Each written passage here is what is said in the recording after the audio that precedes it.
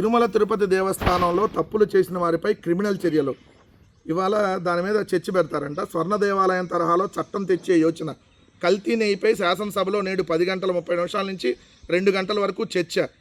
తిరుమల తిరుపతిలో కల్తీ నెయ్యి సరఫరా వంటి అపచారాలపై జరగకుండా తప్పు చేసిన వారిని కఠినంగా శిక్షించేలా నిబంధనల్ని మరింత తీవ్రతరం చేయాలని రాష్ట్ర ప్రభుత్వం భావిస్తుంది. నిబంధనలు తీవ్రతరం చేయాల్సింది ముందు చంద్రబాబు నాయుడు గారి మీద.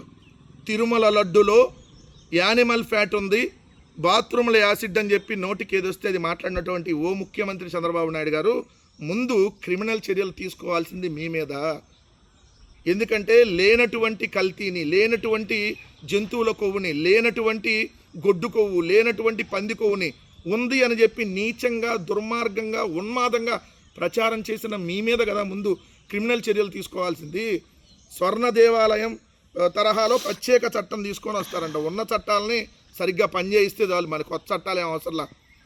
మనం ఉన్న చట్టాలని, ఉన్న వ్యవస్థల్ని సక్రమంగా పనిచేయిస్తే చాలు.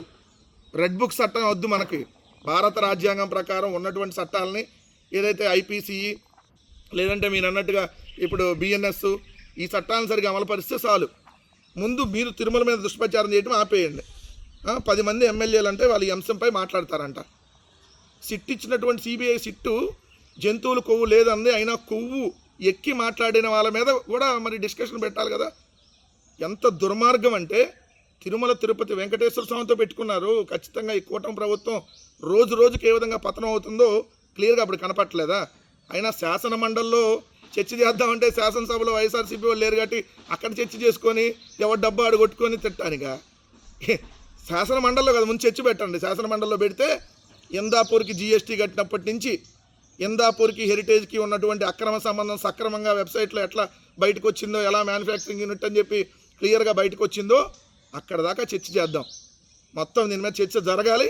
అది శాసన మండలిలో జరిగితే అప్పుడు మీ భాగవతం అంతా బయటకు వచ్చింది అనేది క్లియర్గా అర్థమవుతుంది. కాబట్టి శాసనసభలో వాళ్ళే చెప్పేసుకొని తూతు మంత్రంగా దులిపేసుకోవాలనేటువంటి ప్రక్రియ తప్ప ఏం లేదు ఇక్కడ.